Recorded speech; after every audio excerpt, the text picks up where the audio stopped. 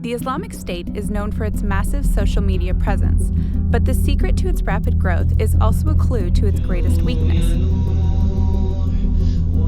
It may seem like most of the group's propaganda comes from its members, who post their own images and videos to unofficial social media accounts. But the group has a very sophisticated operation that fuels official social media accounts as well. This includes 33 bureaus based in different regions, as well as a 6-part Ministry of Media, which acts as the group's central production hub. In August 2015, the group released 761 pieces of photo and video content, but by August this year, the number dropped to 194. And it's not just quantity, but quality that's changed. Islamic State content is mostly about military themes, but when times are good, they also try to include government, commerce, and religion in the caliphate. But lately, their visuals have been less about governance and more about violence.